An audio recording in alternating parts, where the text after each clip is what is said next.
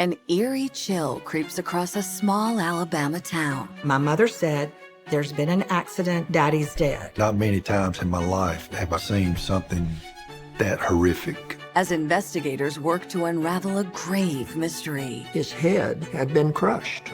It appeared that the bulldozer had rolled off a trailer. Investigators agree something's not right, and they suspect foul play. A grieving family is torn apart. It looked like brothers and sisters against each other.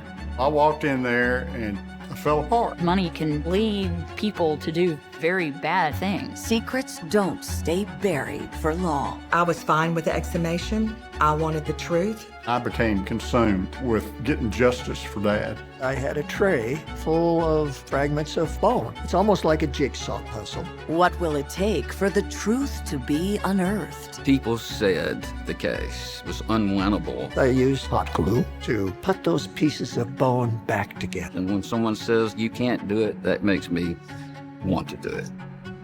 With its rolling farmland and laid-back southern lifestyle, it's easy to see why people call Wetumpka, Alabama, the city of natural beauty. It's the county seat there in Elmore County, but a very rural setting. Back in 1992, there were over 400 miles of dirt road in Elmore County. On February 12, 1992, the stillness of this rural community is shattered when the local sheriff's office receives an urgent 911 call. We received a call regarding a bulldozer accident. I got to Cliffside Road where this occurred. It's a dirt road, and it's been raining off and on, and it was wet. There was a dump truck that was parked on the side of this dirt road. The trailer was attached to the dump truck. The bulldozer was behind it. We found his body positioned underneath the right track of the bulldozer. There was a portion of his face, a portion of his head that was there, a portion of his body, and then some of it to the left side was not underneath the track. Not many times in my life have I gone out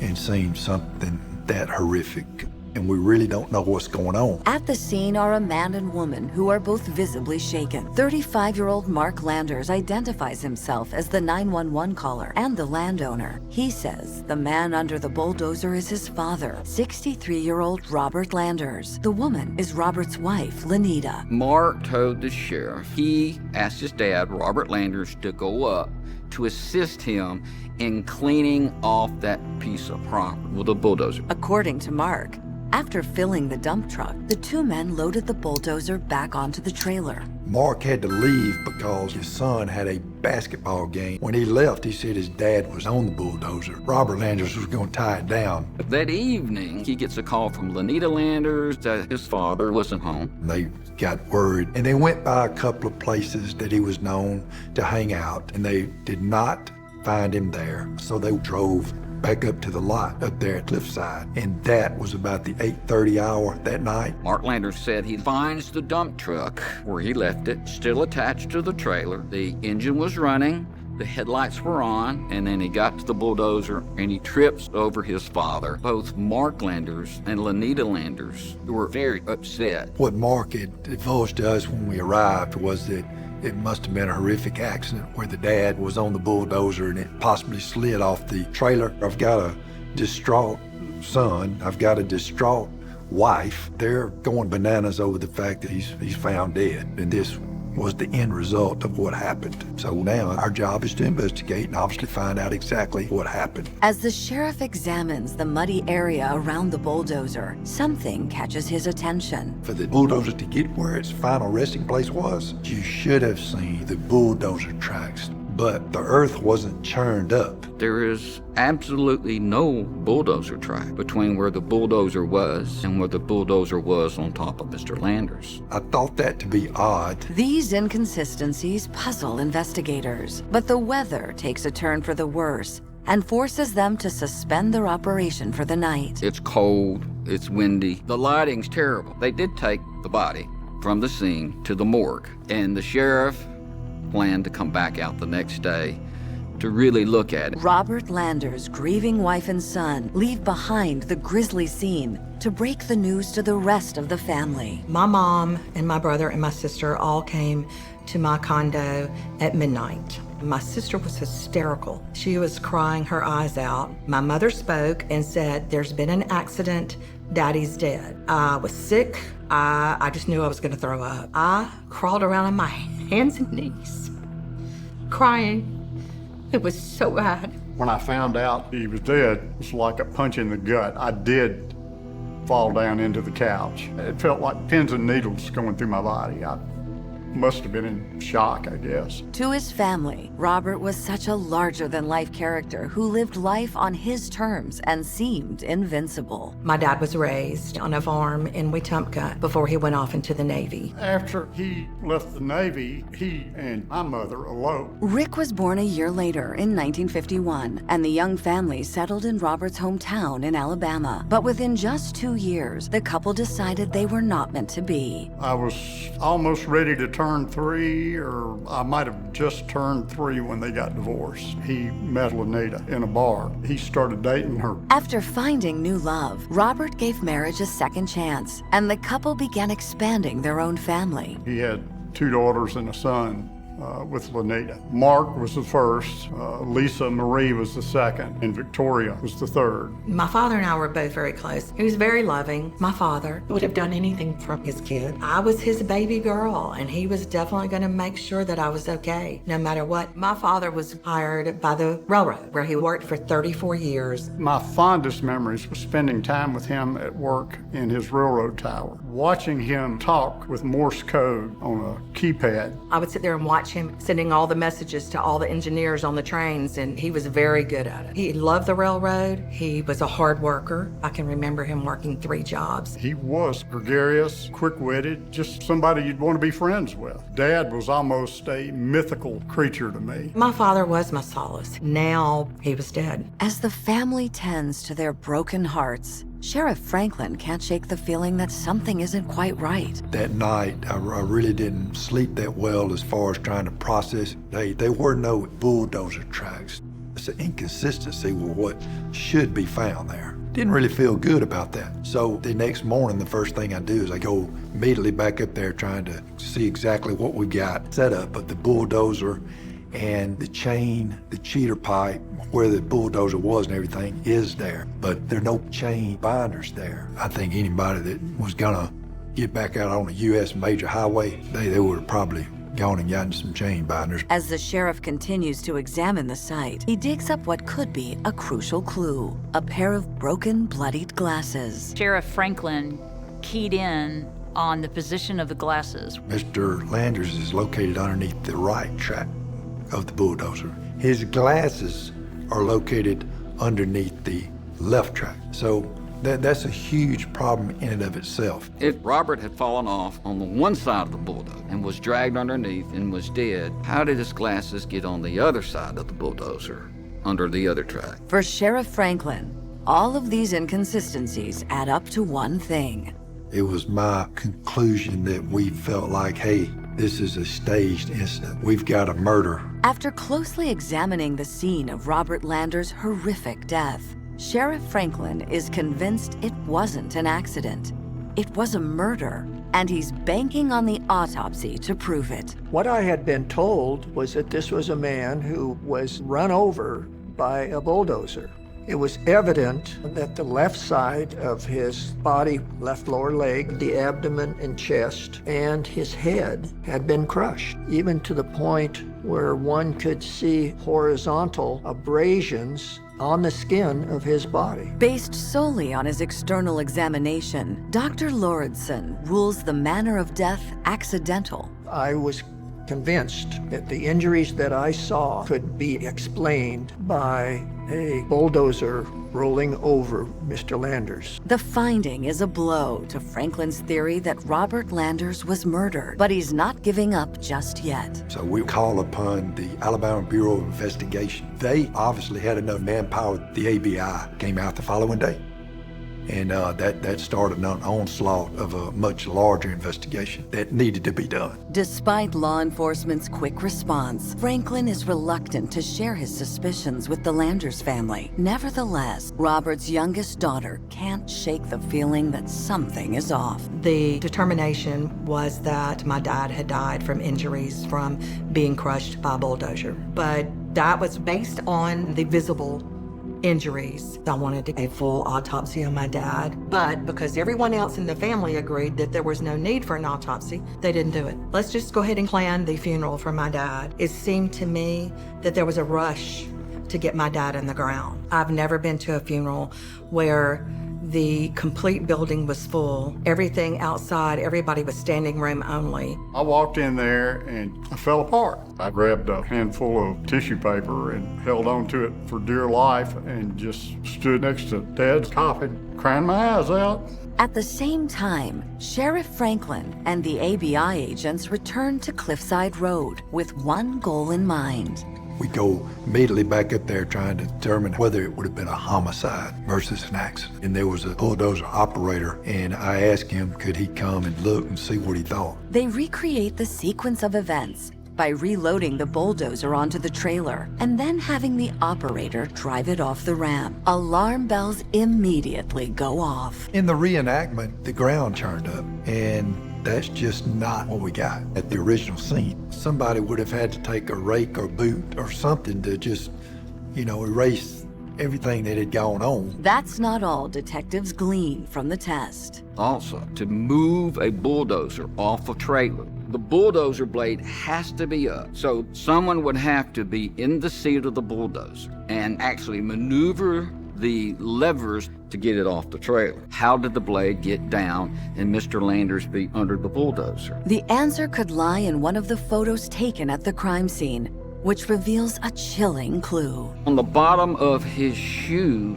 there appears to be blood, which means that at one point, Mr. Landers stepped in blood, which suggested to them that there was something that occurred prior to the bulldozer crushing Mr. Landers. This was a sheriff who had a hunch, and things just didn't add up, and Sheriff Franklin wouldn't let it go. They hope this new information will be enough for the medical examiner to take a second look at the case. So they came to me and said, they've got a problem. Can I help?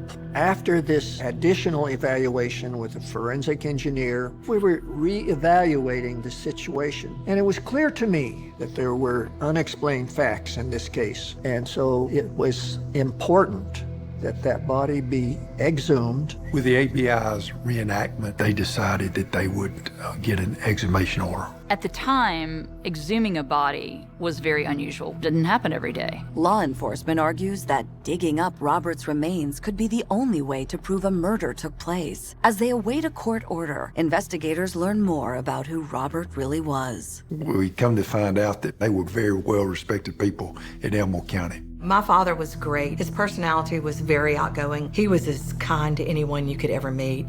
He loved everybody. He would give you the shirt off his back. He was having an affair. And everyone knew that Robert was having an affair. As far as my parents go, over the years, after we grew up, there was no affection. They fought all the time. They really didn't do anything together. Not a good situation at all. So it opens up more information to look at. The sheriff's department interviewed the mistress of Robert Landers. She appears devastated by his death. Then she says something that really gets their attention. She said that night she remembered Lanita and Mark coming by and looking for Robert Landers. If Lanita knew about Robert's affair, was she jealous enough to kill him? It does suggest maybe we need to look a little closer at Lanita Landers. Each one of us was called in to be interrogated by the ABI. I said my dad. He was always very good to me, always very loving to me. But my mother, Lanita, was not loving. She was very cold-hearted. Lanita hated me.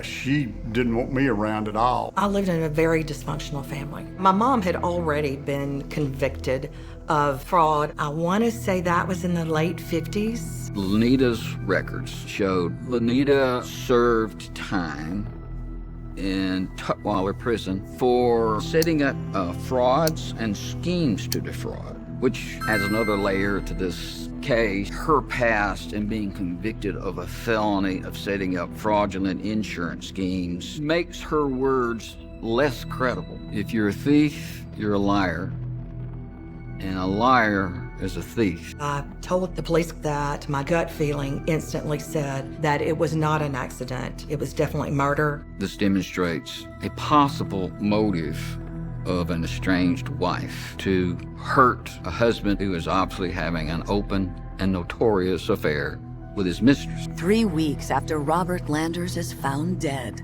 investigators are sharpening their focus on his wife. That's when they suddenly get the news they've been waiting for. The exhumation order was actually granted for the body of Mr. Landers to be looked at a second time. Investigators agreed something's not right. They suspect foul play. County officials aren't the only ones searching for answers. A lot of people believe when you exhume a body that you're disturbing their peace. Well, I believe that my dad was not at peace. I was fine with the exhumation. I wanted the truth, and I wanted to get to the bottom of what happened. I was glad that the investigation was going to those lengths to get forensic evidence. As the crypt is raised up, investigators are relieved to see that the casket is still in pristine condition. But what's inside could be a different story. The casket is delivered to the medical examiner's office. His remains were in an advanced state of decomposition, actually more than I would have expected in 3 weeks. He notices the same injuries he saw before, the horizontal cleat marks going up the body. However, what caught his eye was on the left temple was a vertical injury, which is not consistent with the horizontal track marks. Lauritsen notes an area of distinct hemorrhaging that's different from the other head injuries. If a person is injured, and by that I mean tissue is torn, blood vessels are torn, and if the person is live when that happens, the blood then comes out of those torn blood vessels and seeps into the damaged tissues. And we see that as hemorrhage. It certainly was suspicious. Which means when he was hit in the head, Robert Landers was still alive. What was unclear in my mind was, could that have just been that he happened to have fallen in the process of being run over by the bulldozer? Dr. Lauritsen closely examines his skull. I had a tray full of 30 or so fragments of bone, all of which came from the skull. It's almost like a jigsaw puzzle. I used hot glue to put those pieces of bone back together. With Landers' skull now intact, Dr. Lauritsen makes a telling discovery. I could see 2 fracture patterns. One fracture pattern is consistent with there being pressure pushing down on the skull like this. And then in this one area, right over the left temple, there is a different pattern. It is focal right here.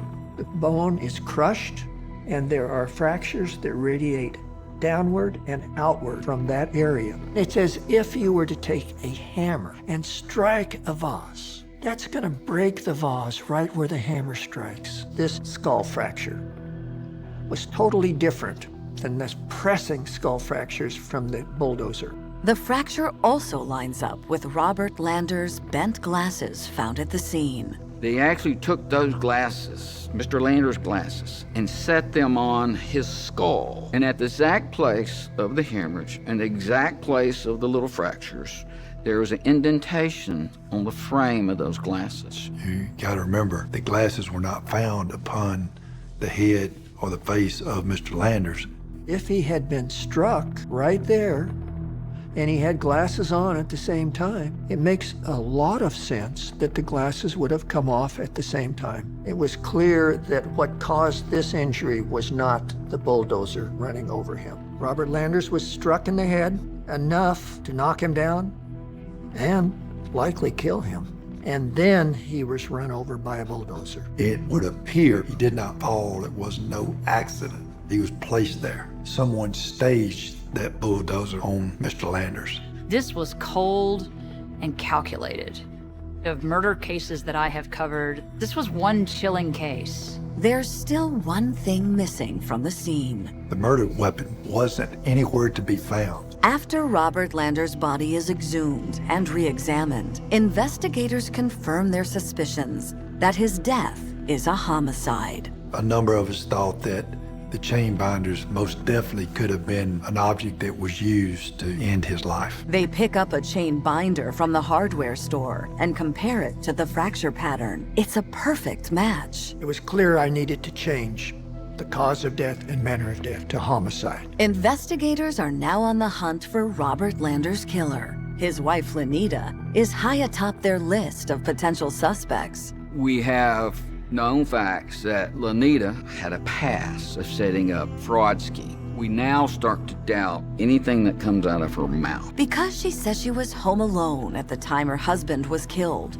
there's no way to confirm her alibi. Now, with keen eyes on Lenita, investigators subpoena her financial records. Bank records, mortgage records, promissory notes, anything out there regarding money. And that's when we said, hey, wait a minute, we got a problem. There was a life insurance policy of $1 million that had been taken out on Mr. Landers about 6 months before his death. The beneficiary of the policy would have been his son, Mark Landers.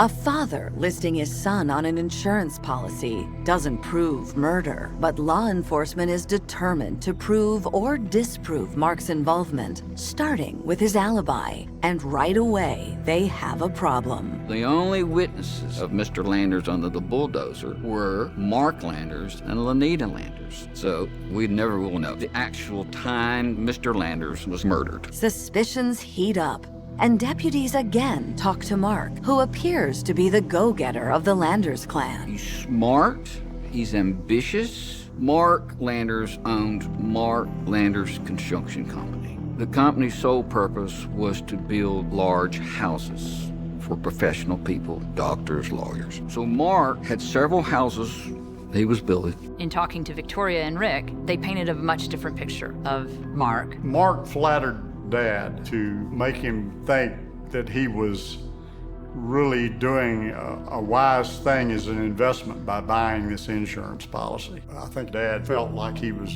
doing something to protect the family. And so Dad let Mark buy a $1 million life insurance policy on him. It took him pretty much a year to get my dad to finally agree to the insurance policy. Mark could turn on the charm if he wanted to. He could do it. Why would Mark, the big businessman in town, suddenly be desperate enough to murder his own father for money? His sister Victoria is pretty sure she knows why. Mark was a showboat. He wanted everybody to know what he had. Most people like that, you would think, would be humble. He was never humbled. He was all, look at what I've got. His whole thing was he did live beyond his means. His bank account was overdrawn. He was behind in car payments and house payments and who knows what else. I told the police he would start a home and he wouldn't finish it, but he got the money. He stole from his own customers. And that's just the tip of the iceberg. According to Victoria, Mark's shady tendencies run in the family. In my opinion, my mother taught my brother everything to cheat and lie and steal. Whatever it took to get what they wanted. But when investigators press Victoria, they learn that she and Rick might have other reasons to speak out against their brother. The only person that existed in my house to my mother was my brother. My father didn't exist. We did not exist.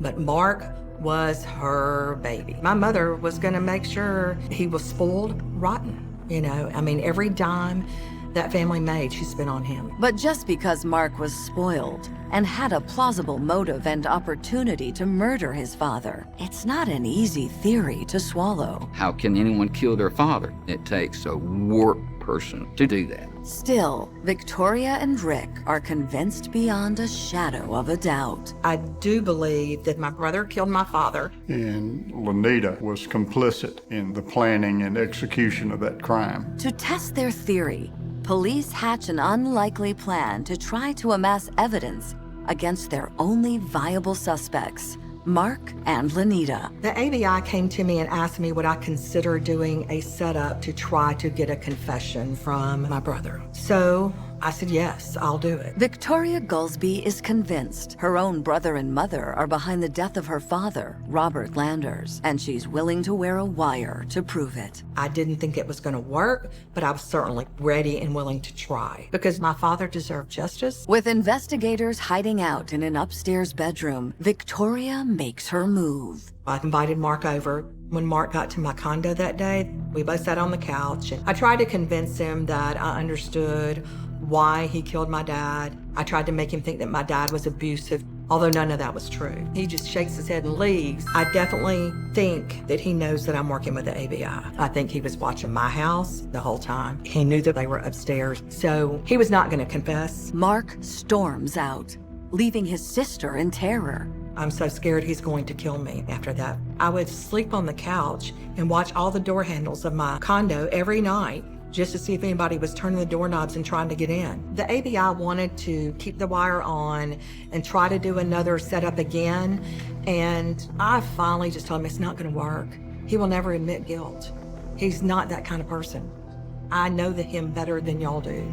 He will never admit guilt. Detectives are at another frustrating standstill, and over the next 3 years, the case freezes over. Still, after all that she's been through, Victoria decides to give it one last shot. By 1995, the investigation has gone nowhere. So I decided to write a letter to Greg Biggs, the Attorney General's office, telling him that we were never going to get anything done, and this investigation was at a standstill. Please help. And I took the case and I said, I'll do it. Suddenly, the case was back on. And he took it and ran with it. Greg Biggs immediately zeroes in on Mark's $1 million payout from his father's life insurance policy.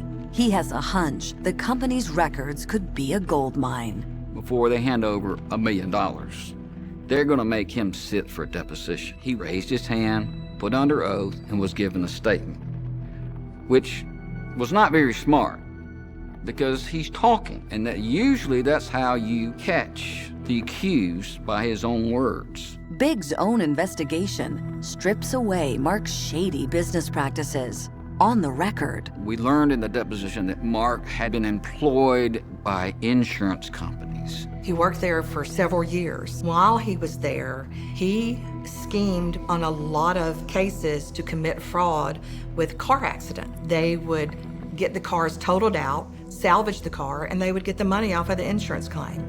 They did this many times. after confirming this new information, the case heats up.